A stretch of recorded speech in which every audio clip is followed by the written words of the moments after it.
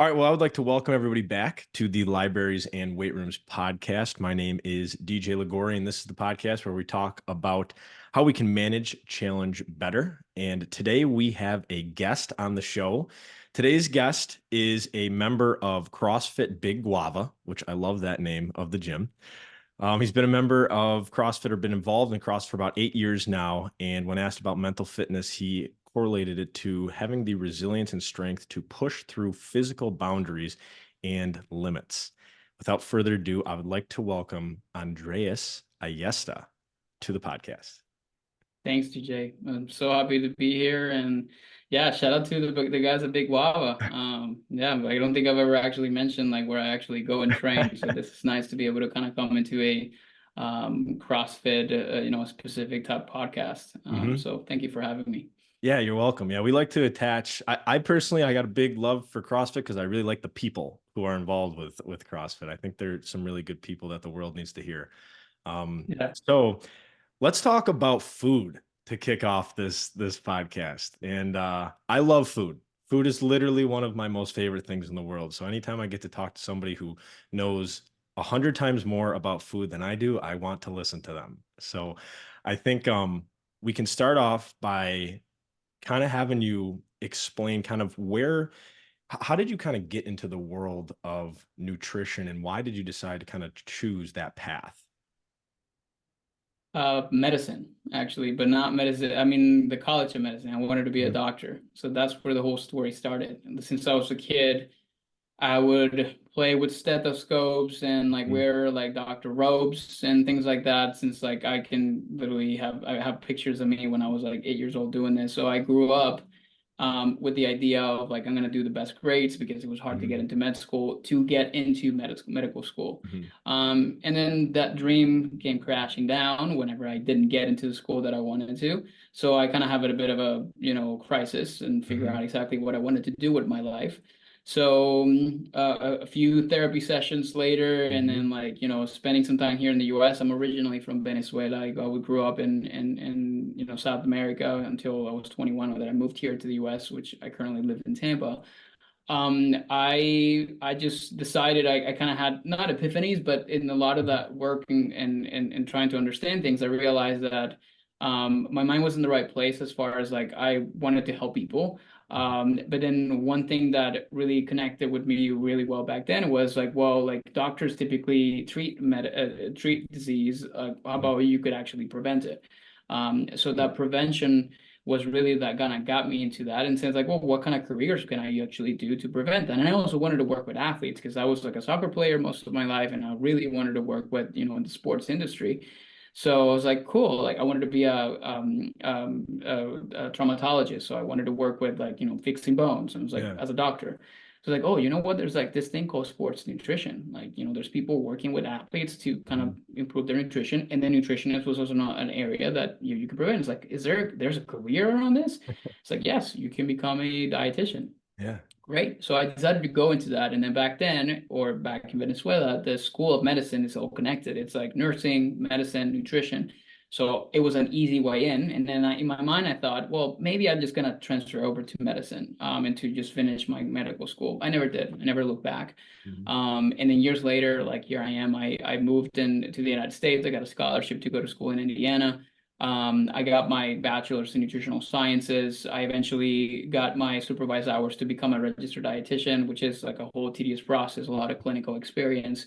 And then I eventually went to work with some of like the top athletes in the world, from elite NFL players, preparing people for the NFL Combine. And then you will be surprised at them the sports and the athletes I worked with, from like WWE Mhm. to like professional fishermen to professional snowboarders. Right now, I'm working with an elite like track athlete who is representing Trinidad in the Olympics. So, Mhm. I lived the dream. I Mhm. really worked in a lot of those different areas.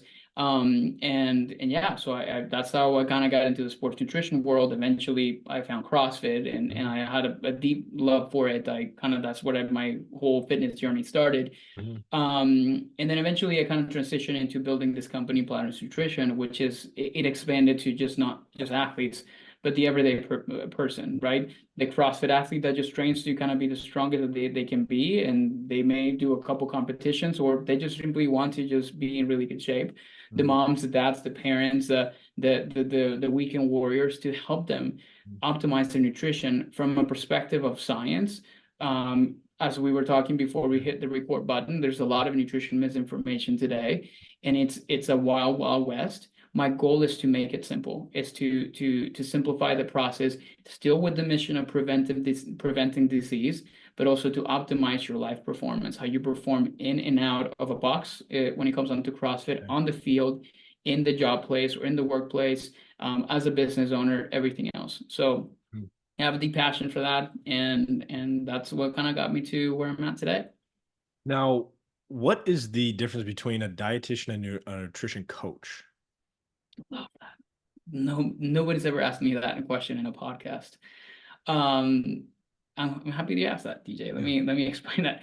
So, in the United States, a registered dietitian, it's to become a registered dietitian. There's a whole process you have to go Mm. through.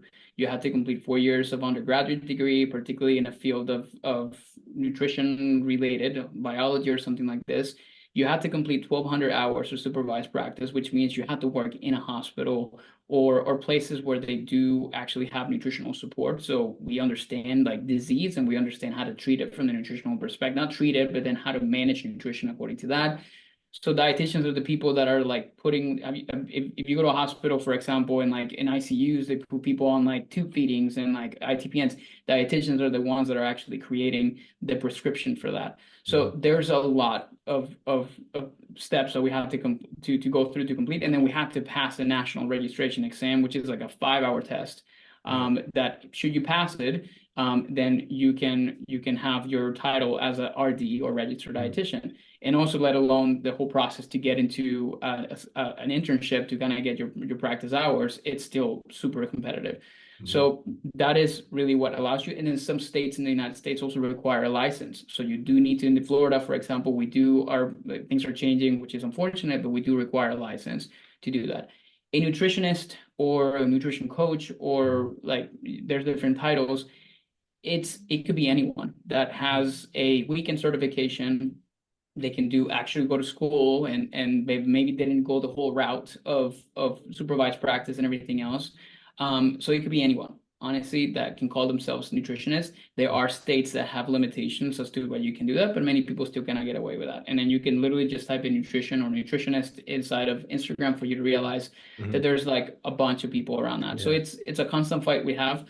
I don't have anything against people that practice nutrition outside of the boundaries of the RD title, because I Mhm. do still think like there are great ideas, but RDs, but there are also really terrible RDs. Mhm. Just like there are great nutrition coaches who do not have the title that I have. I Mhm. look up to many, but then there's also a lot of people that is scary with the Mhm. information that they're providing. So the RD technically creates sort of or it should kind of create a limitation when it comes onto that. But I think many people typically think of RDs as like they work in hospitals. They don't really do anything else. Okay. So yeah, that's sort Gotcha. of the differences between that.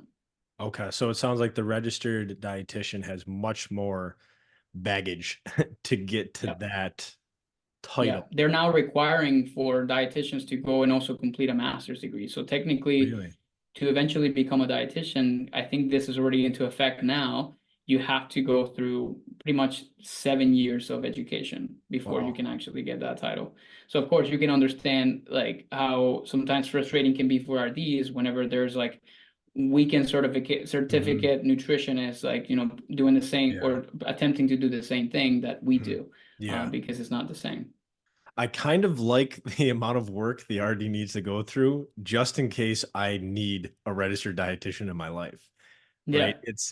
It is this, hey, you got to go through the dragon skin, right? Go through all of these challenges to get this title of, hey, I actually know what goes on with food and when it comes to nutrition and medicine, and I can help you get better from whatever you're actually, challenged with. Because I do think that there is I mean, and this is something that like I struggle with sometimes because I technically didn't have a certification with the work that I do. I like to say, well, I merely just meet people where they are. I ask them good questions and I listen to what their answer is. And then Yeah. that's kind of And right. there's nothing wrong with that because Yeah. and like I said, and that's why I wanted to kind of make the distinction that I don't have anything against anyone that actually practices outside of the realms of what I had to go through, Mhm. because I mean I can name like a long list of people who do not have the same credentials that I do not Mhm. have the amount of letters after my name, but they are so much smarter than I am. They know so much more than I do. Then I actually go to them, and they all Mhm. have like maybe um, sometimes a certification, or sometimes they Mhm. will just have just they're self-taught. So, Yeah. but then it's far in between to find those people. But then they exist. Hmm. So like you, that you actually kind of did like a really good amount of like studying and knowledge to be able to Hmm. actually preach some of the different things like that, but also you understand and know your Hmm. limitations, Yeah. which is a big thing as far as that too. Hmm. So yeah, that those are thoughts that I have always about in Yeah. terms of the differences between those two things. Yep. So in the world of nutrition, as you mentioned, right, it can get a little confusing sometimes, right? Especially with things saying no sugar or no additives and all this. And then you buy it, assuming you're eating healthy, and you say, why am I not losing weight? Or why do I feel lethargic and lazy and all these things? And we talked a little bit about this prior to recording yet. There you called it an agnostic approach. Yeah. And I love Um, that term. it's not mine. I think, well, somebody else like said this, and I don't remember who it was. Mhm. So like credits to you, whoever you are. But yeah, it's like we call it like being diet agnostic, which Mhm. means, somebody that is agnostic, it doesn't, from the religious standpoint, they Mhm. don't really believe in God. They don't really believe in anything. Mhm. So I'm the same way when it comes on to diet, which means like I don't really necessarily believe or have inclinations towards anything specific. Mhm. I have an approach that I like to follow, but I don't discredit anything else out there that actually could work for people. Mhm. So I did a ketogenic diet for a whole year. You'll hear dietitians that will go like, "That's the stupidest thing to do." Well, I still believe it, and like, do I think like most people do not benefit from it because of the sustainability, from their sustainability perspective? Yes. Mhm. We talked about fasting. Mhm. We talked about like carnivore, plant-based. Like, there's benefits to anything. Mhm. So I don't necessarily discredit anything. I simply look at it from the approach of, does it work for you? Does it work for your lifestyle? And it's something that it's going to support your health goals, your Mhm. fitness goals, your body goals. So that's why I don't, I have clients who are doing all kinds of different things Mhm. to help them support their goals. So that's why Mhm. I don't ever take an approach, which sometimes it could hurt me because of the fact that people don't really know exactly what do I stand Mhm. for. Well, I stand for just that, Yeah. which is anything can fit, anything can be good for you. Mhm. But for some reason, people like to be a part of a club, or people like to be a part of a specific kind of train of thought, which I get. Mhm. And that's sometimes like the issues and the problems that we typically run into. But there's a good amount of people that are sick and tired of that, and Yeah. they just want a place where they can enjoy food without overthinking Yeah. every single bite that they're taking and wondering if this is going to kill them, this is going to help them, or it's going to put like 20 pounds on them over the course of like, a month, or is this going to be causing cancer for me, Mhm. right? And Yeah. and that's the type of thing. I don't have those issues. I don't really overthink my food decisions because I created habits around that, and I teach the same thing to our clients. Yeah. There is a saying I heard on a podcast. It was the Nick Bear podcast. And the saying was strong opinions loosely held. And when you're kind of explaining this approach that you take, it makes me kind of think of what I thought was a universal thing that worked for everybody, right? Like I think about, oh, you have to have a morning routine, right? You have to have a nighttime routine. You have to have some sort of meditation and journaling and all these things. And then realized there were tons of really successful people who did none of that. And it kind of debunked at least what I thought was, oh, this is how I have to operate in order to get to this point of my life. When really, kind of like to the things you're saying, it varies from person to person, Right. right? A morning routine might work for me, yet it might not work for you, right? And so, Yep. and I think that's something that, as like, if people ask for advice, right? Hey, if you were to give your younger self some words of wisdom and some advice, what would you say? I'd be like, well, depending upon where you are, there's thousands of things I could actually tell you to actually help you. It depends upon where the person is in their journey that you're asking to give advice to. Yep. Right. And I think that's a huge part when it comes to understanding, all right, what works for me? Well, where am I at in my life when it comes to my nutrition, my exercise, my mindset? Right. If you ask somebody just to jump into a page of journaling a day, they might be like, whoa, I got to write my thoughts out. Like, and that might be too much for them just to kind of jump into. Right. So Yeah. I really like that approach, and I firmly believe it. And I'm very passionate about that because I'm trying to find things that are universal, right, amongst really successful people and people who are excel in their fields. And there's some smaller things, maybe some smaller behaviors like consistency, courage, right, commitment, things like that. Yet I don't think there are these single secret things that, Yep. right. There aren't. And Hmm. then when you think about nutrition, bringing it back to that quote, strong opinions loosely. How does it go? Strong opinions like rarely like or Loosely held, loosely held. yeah, Hmm. yeah, which is basically, make sure that you have the flexibility to kind of adjust it according to like where you're at in Hmm. your life and Yeah. what is actually working for you. Like right now, I'm a new parent, so like what works for me today doesn't necessarily is the same thing that worked for me 2 years ago, Hmm. right? So you need to kind of, I don't know how that popped up, but then you That's need to be awesome. willing to. Yeah, I don't know. For people listening, I just did like a thumbs up, and then like there's a thumbs up that kind of appeared on the screen. But one of the things that I always like to kind of think about is like, we live through different chapters in our life, and Hmm. the way that we write them is fully dependent on the context and the environment that you're around. Hmm. So to point in case for people that come to me and they say like, man, like when I was like, 5 years ago, I used to do this same diet, the same thing, and for some reason, I guess my metabolism is broken. It's no longer working. Well, I typically bring them into that moment and I say, tell me what was your life like then? And then Yeah. they go through this long list of things. Like, tell me what your life is like right now. Well, I got kids and then I have like this job that I just like, I'm sitting a lot and doing all these different things like that. I was like, so was it the diet or simply you completely changed the way you're currently living your life compared to what you used to do?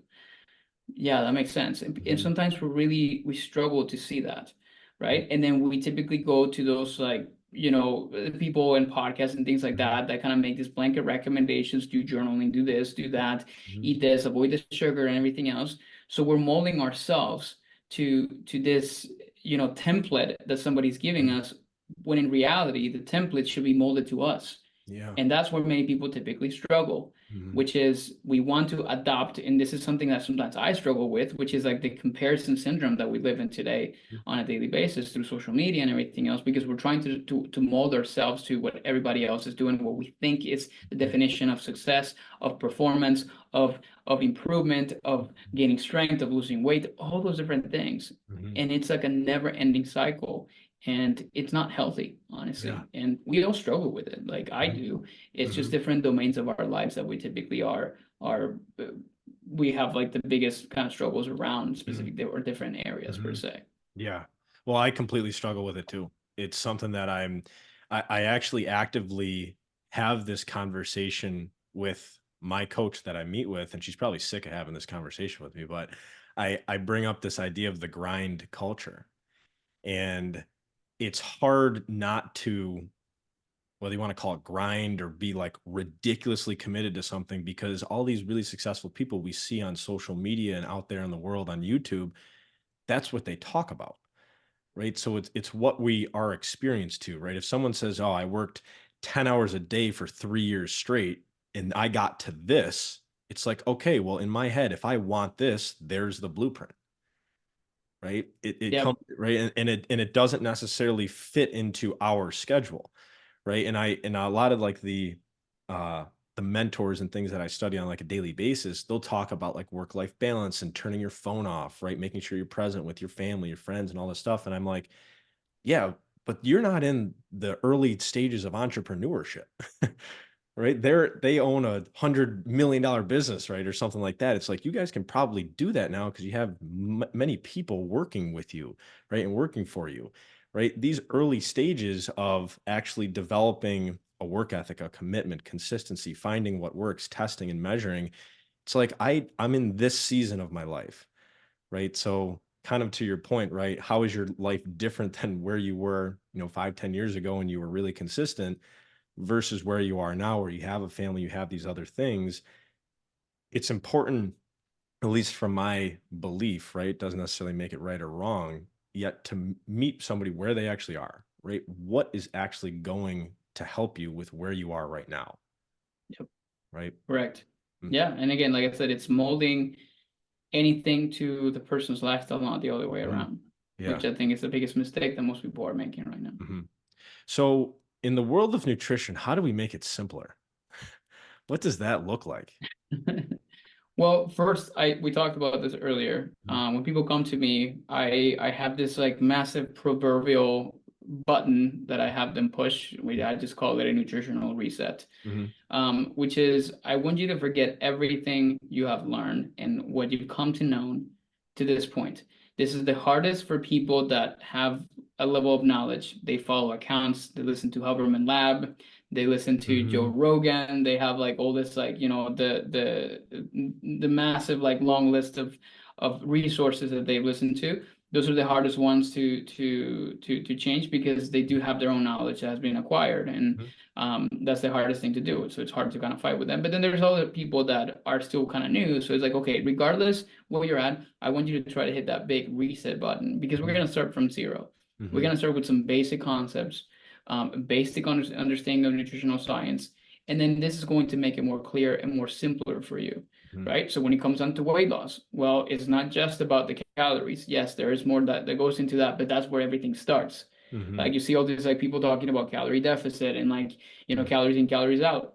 I agree with those. Like it's fundamentals concepts of thermodynamics. I'm Mhm. not gonna go against like, basic laws of physics.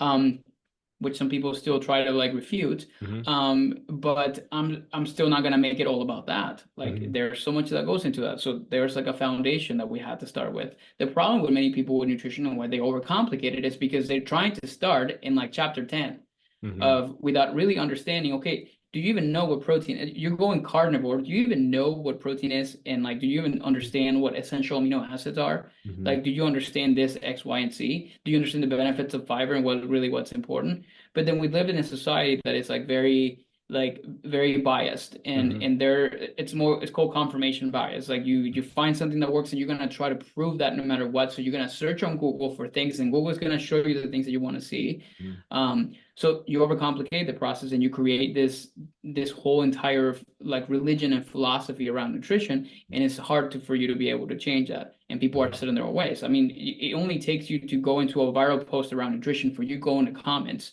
and Mhm. you know exactly what I'm talking about. Yep. Well, you have this like massive polarizing comments and hatred and all these different things happening because they go against like what they believed in, right? Mhm. So how do you simplify nutrition? Well, first starting from the ground up and starting Mhm. to kind of build from the foundation of understanding really what nutrition is, like understanding what your metabolism is, and all those different things like that to start to kind of build up from that. And then what our clients they learn in our programs is, you can actually have all like I had clients like you told me to do like don't remove the fries away from me. Like fries are my life. It's like okay, like I wasn't even gonna go there. Mhm. Like let's have some fries, dude. Like you want to buy for me one? Like let's go Mhm. and like enjoy that. So that simplification of nutrition where everything can fit and you can literally not have to overthink every decision that you're making around it. And that's again, it's like we can talk about this all afternoon, but it's it's again forgetting a lot of the things that you're learning and Mhm. making sure that you kind of start from the ground up to start to build a stronger foundation around understanding knowledge around nutrition,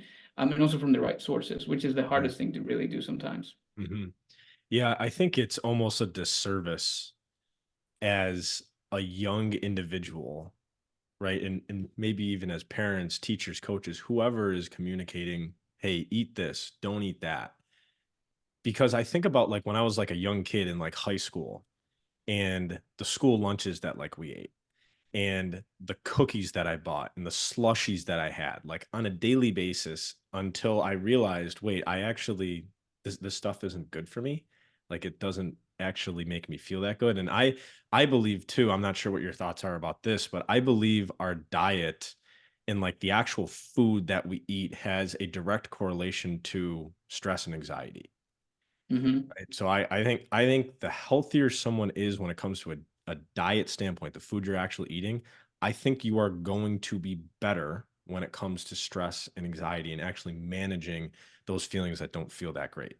Um, Yep. what are your But it thoughts? also is, it's the also, I think that I look at it more the other way around. Mhm, I think, stress and anxiety because of all X, Y, and Z reasons, mhm, it could be a cycle, right? It mhm, can create a lot of these, bad nutritional behaviors, right? mhm, And it's a very nuanced, complicated conversation because of the fact that our beliefs and our thoughts around nutrition are rooted in so many different factors. How we mhm. grew up, who our families were, how our families talked about Yeah. food, what our families did around like the dinner table, like the socioeconomic status of a person, where they grew up, how, I mean, so many things like kind of come into play. So your perspective on nutrition is going to be completely different than mine, Mhm, right? Because I grew up in a country where like lunch was not served in a cafeteria at school. mhm, Like I had to go home and eat my lunch, and my mom actually made this thing. So my perspective of nutrition around lunch is going to be different than yours, mhm, right? But then back to your point around stress and anxiety,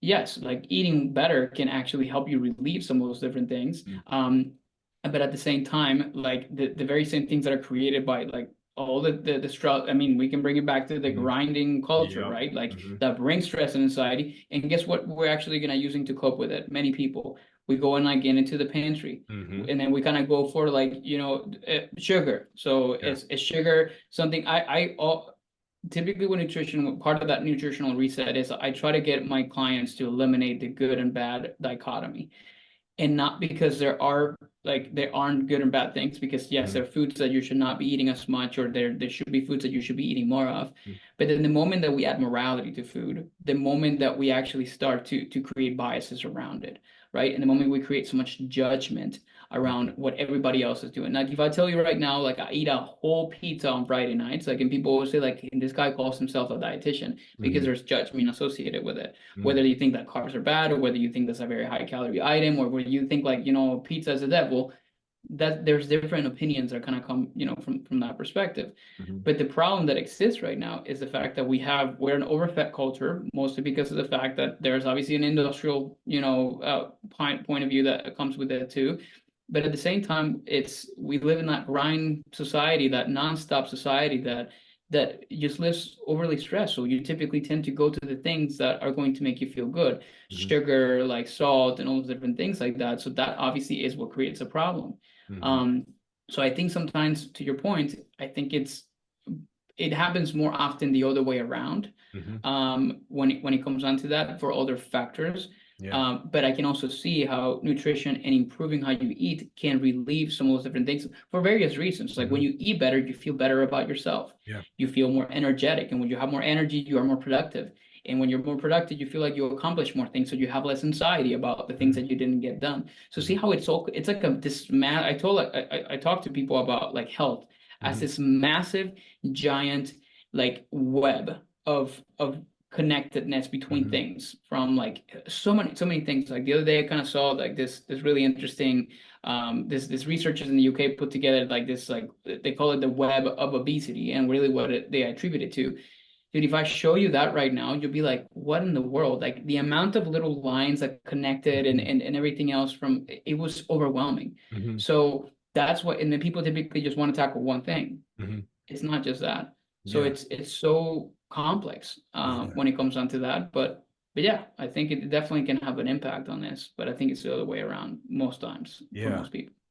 It is a wild cycle to think about how those are connected, right? Whether the anxiety comes first or the food or vice versa, because I can remember being a young kid and not being allowed to drink soda out of a can or a bottle and having to pour water or Gatorade into a plastic cup. And I remember specifically what my father said was, I hope he listens to this, he'll get a kick out of this. He used to say, those are called convenience drinks. If you're sitting inside of the house, this isn't a convenience, right? We're not going somewhere, right? You're not allowed to do that. And so because of that, I just by default didn't drink soda because we just didn't really have soda in the house. And if there was soda, it was a convenience drink. So it was what we'd grab on the way out or something like that. right? And Interesting. eventually it just came to the point where I'm like, all right, I just don't drink soda, right? And to this day, I just do not drink soda. I don't like the way it makes me feel. It wasn't in my environment, right? Yeah.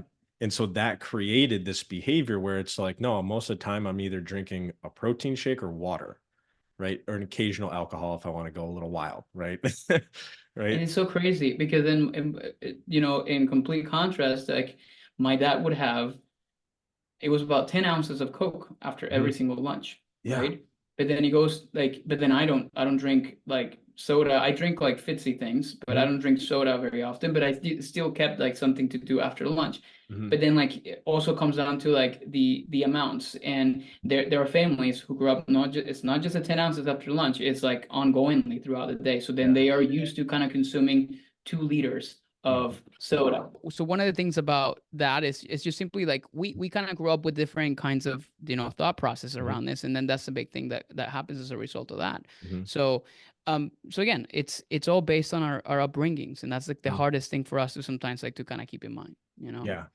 Yeah, that is wild how it starts like I feel like I mean this sounds like duh when I kind of say it, but every single thing that we experience in our life starts when we are this young little human trying to figure out how to live, right? And our parents and our teachers and our coaches are responsible for kind of like that path until we kind of get to this point in our awareness where we're like, wait, I'm living my own life, right? I can make my own decisions and things like that. So just an interesting way to look at it from kind of like a food perspective. Yeah. Um, one of the things that I wanted to hit on that you said a little while ago was the good or bad dichotomy. And is this kind of like when you talked to or when you filled out that form, you said eliminating the all or nothing thinking? Is that kind of like the same connection here? Correct. Okay. So I talk a lot about this cognitive distortion around food, which is the all or nothing, Mhm. which is if I haven't done everything, that's equal to if I haven't done everything, then I have done nothing.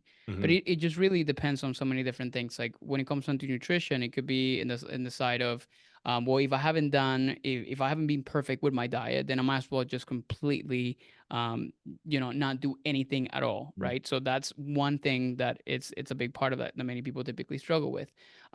So what I typically tend to, and then this is connected with the good or bad, right? Because like Mhm. we think about we need to be always good, nothing bad, and then if we're bad, then we might as well just be bad all the time. Yeah. So what do we typically teach our clients? We teach a concept of like there is a place in between, all and nothing. Like the way I Mhm. think about it is like think about if you're on a highway and you're going from you're trying to kind of get from point A to point B.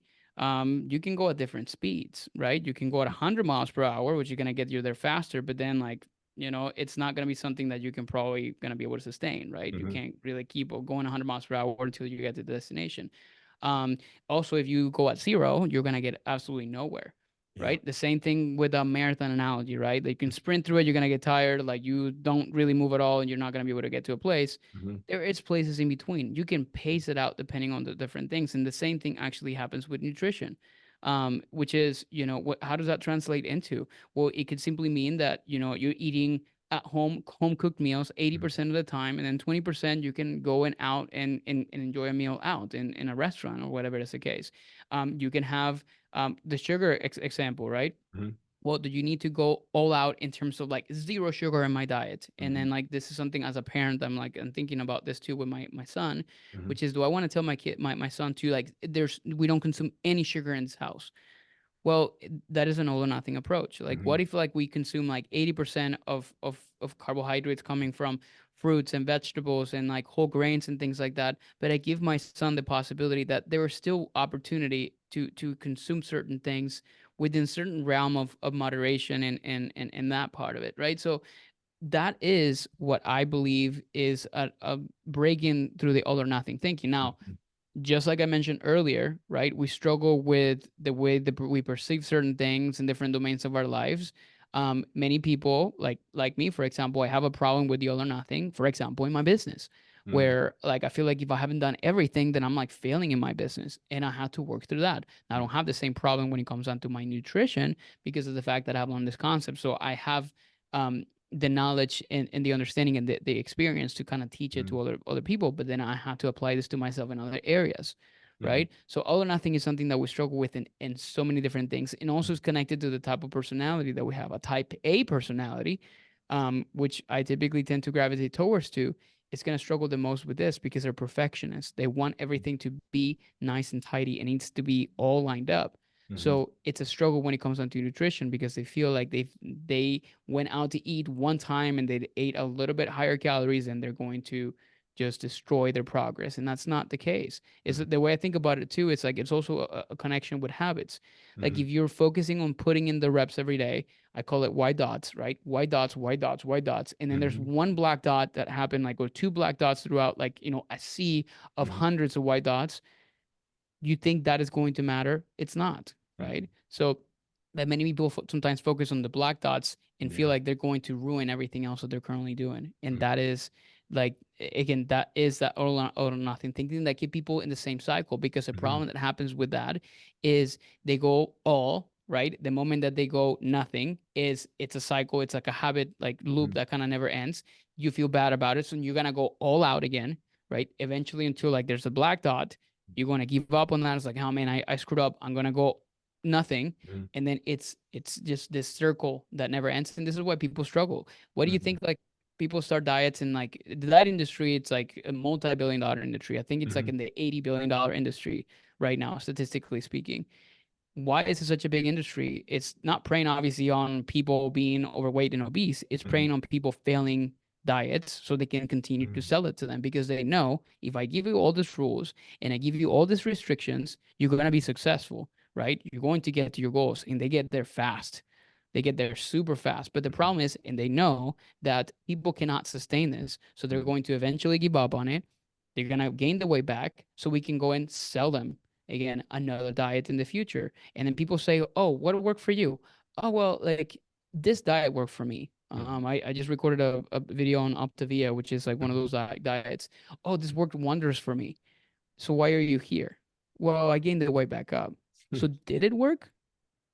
Well, it did back then. I was like, no, it didn't. Mhm. Because I think the societal norm is for you to always gain the weight back up. It's kind of Mhm. become something, second nature. It's like, I'm gonna do diet to prepare for a wedding, and then I know I'm gonna gain the weight back. Mhm. That's not normal. Yeah. Like that should not be a norm for us. And again, Mhm. it's become sort of like normalized for that. So it's like, okay, I'm gonna do something different. And then Mhm. you have what we call the chronic dieter, which is the person that has like jumped into every single trend and diet out there, which is usually, it gets them stuck. And I Mhm. talk to women and men in their 60s who imagine going your entire life going through that entire that same process.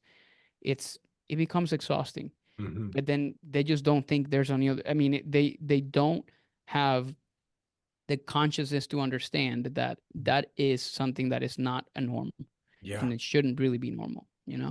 Yeah. That's so I've never thought of it in the way of a diet before because personally I'd mentioned I did the plant-based diet and I tried that out. Exactly what you said. I did it for 45 days. It was cool. And then I was like, all right, I don't want to do this anymore. Right. And that was really it. And so I think when I think about like consistency, I don't necessarily think about the accuracy of consistency. I think more about the duration of consistency, where it's kind of like I'm not trying to win at everything. I'm merely just trying to outlast the obstacles and the challenges that come up along the way, right? Whether that's, oh, I didn't see a result that I wanted to see, or oh, I ate a piece of pizza when I didn't really want to, right? These are just little blips in this path of me trying to live a healthy life when it comes to nutrition. So I love that. I completely agree with all of that. And I know I want to be respectful of your time here, Andreas, but there's just one more thing that I wanted to ask you that I like to end each episode with, to get your perspective on this. So what's a secret that you know that no one else knows that has helped you live a better life? How much time do people typically take to think about this to respond? Typically, they kind of take maybe 10, 15 seconds kind of to get something deep. Just repeat it again. What is the secret? What's a secret that you know that no one else knows that has helped you live a better life? Um, I wouldn't say if it's a secret, but I would say um, you know, the struggles and the difficulties that we face, they're not ever going to be fixed. It's always going to be a work in progress. And I think when you come to accept the fact that we have the struggles and it's not like we're going to fully be fixed in every single area of our life, you're going to be happier and you're going to feel that you're just simply part of this journey, that you're part of, you're embarking on, and you learn to actually enjoy that process rather than just focusing too much on like pursuing the outcome. And I had the Mm, conversation this with a client yesterday, which is the expectations that we have to reach a specific place, we have to get this much money, we have to really work on fixing this thing that I have on myself. Like, don't work so much on fixing the thing or getting to like the resolution of the problem, and just simply enjoying the process of learning how to actually, like, the skill set that you learn in learning how mm, to do that in the process. So that's one thing that I have really pondering a lot. mhm. Probably have a few more, but then that's the thing that I've been thinking a lot about lately, which I think it kind of gives me a little bit more peace. Yeah. And when we actually kind of achieve, like, I think that's what I'm looking for this year. Like, I think in the past like 3 years I've been like in this like grind mode Mhm, like you, like, mhm, I want to accumulate, I want to make money, I want to do all mhm. these different things like that, I want to have hundreds of clients, and I want to like make $1 million and whatever. And now I have completely shifted because I realized that that goalpost is never going to stop moving, Mhm, but I can choose to simply say, like, I just want to be at peace. mm. So anything that brings me peace in my life right now is the kind of thing that I want to do. And I think part of that peace comes from the fact that I'm not ever going to figure everything out. um, and then once I started to learn that, or at least to come to acceptance of that, which is still a work in progress, I feel more calm Yeah. and I feel better, you know. Wow. That helped me. That was awesome, Andreas. Thank you so much for that. That was I think we can all take a step back and ask ourselves, what do we really want? Yeah. Right? Like what is it that I'm actually working towards? I've asked that question for at least like 5 people this week because they're lost. Like, they feel Yeah. like there's in this hamster wheel that they're never ending. And I simply ask exactly what you do is like, what do you want? Yeah. And then they don't know how to answer that. It's an interesting question. It seems like it's such an easy thing to answer, yet when you It's really dive not. into it, it's If you respond easy, means like you have a lot of things figured out in your life, or you probably, or that's not the true thing that you Mhm. ultimately want, Yeah. Yeah, it might you take a know? couple a couple stabs at the question to actually get to the answer. Well, try to practice. We call it the 7 why exercise. Mhm. Why do you want that? Mhm. Well, I want to make $1 million. Why? Well, so I want to have money. Why do you want to have money? Well, because I want to be able to provide for my kids. Why do you want to provide for your kids? And then that's where it becomes harder to answer those. Mhm. And once you get to like the one that you just spend like 24 hours pondering on, you cannot. It's like you got to the end. You got to the end. Yeah. I Mm. love that exercise. I've done that a couple times and gotten some ridiculous answers that I was not expecting. So it's very Yeah. definitely gives you some answers. So awesome. Well, Andreas, thank you so much for your time today. We covered a lot. We covered nutrition and mindset and meeting people where they are and all these different secrets on how to live a stronger life. So, Andreas, thank you so much for your time today. Truly, truly appreciate it. Um, and to everybody listening, hope you guys got some value out of the episode today. And until next time, we will talk to you guys soon. We'll see you.